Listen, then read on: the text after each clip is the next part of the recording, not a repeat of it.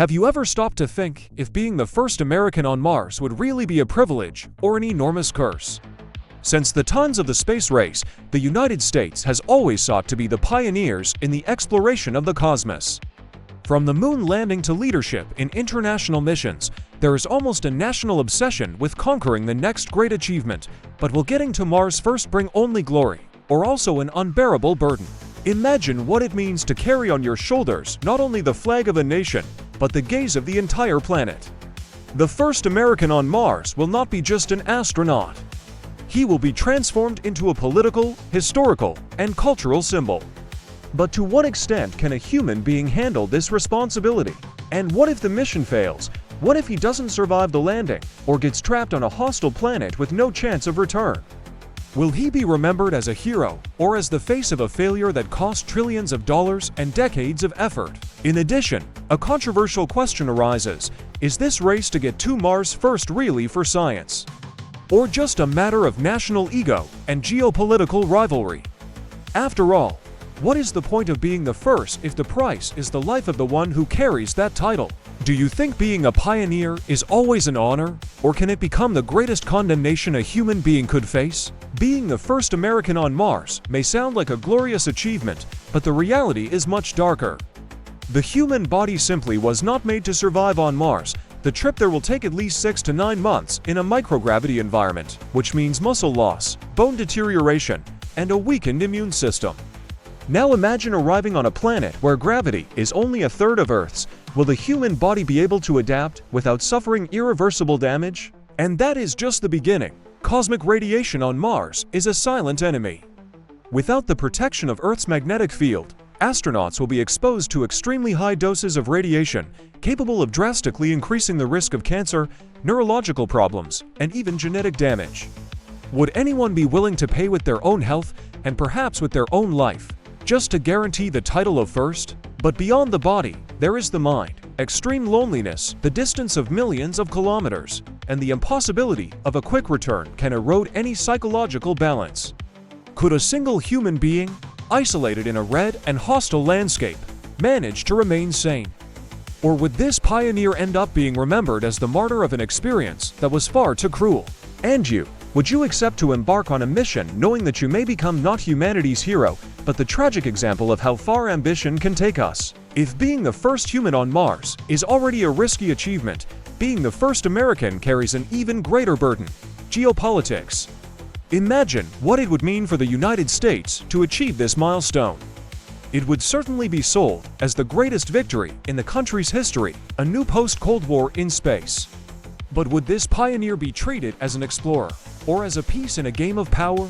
Just as Neil Armstrong became the face of the space race on the moon, the first American on Mars will be used as a symbol. However, unlike 1969, the world of 2100, or whenever this happens, will be much more competitive. China, Russia, India, and even private companies also dream of planting their flags on the red planet. Would this astronaut be making history for science? Or being placed as a pawn in a global political dispute? And if something went wrong, if the mission fails, would the pioneer be remembered as a hero who dared, or as the failure that handed Mars over to another power? The political and media pressure would be crushing. In the end, this title of first may be a poisoned honor.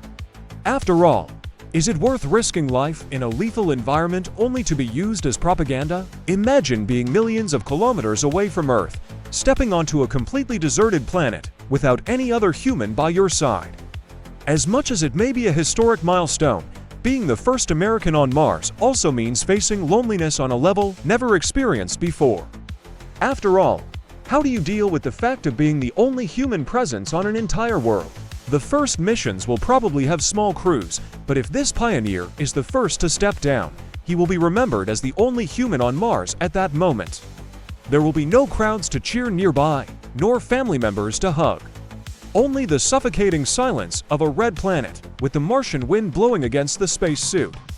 Will historic glory outweigh the psychological burden of this isolation? In addition, communication with Earth will have a delay of up to 20 minutes in each direction.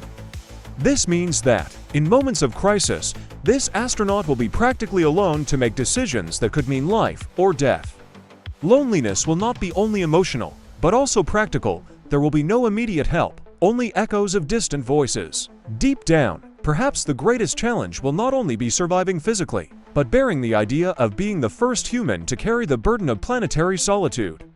And you, would you have the courage to face this absolute silence in exchange for eternal glory? Being the first American on Mars is not just a psychological challenge, it is also a constant struggle against physical risks.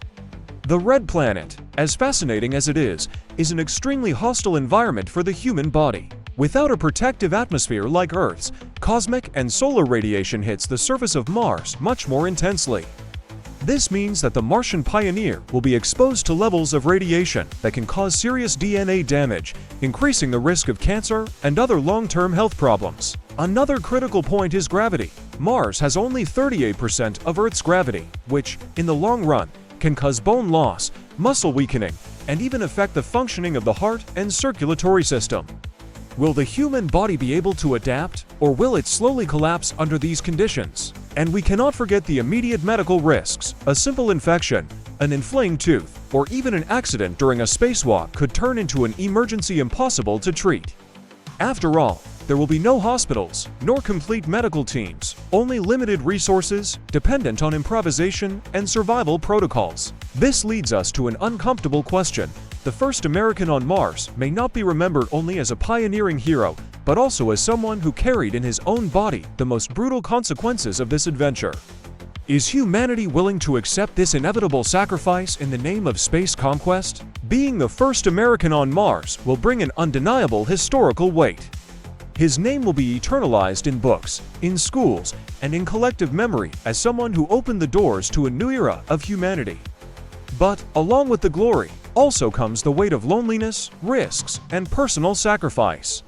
Will this person be remembered as an absolute hero or as a victim of a project that was too ambitious? The truth is that, behind the celebrations, there is a moral dilemma. To what extent is it fair to send someone to face almost impossible challenges in the name of progress?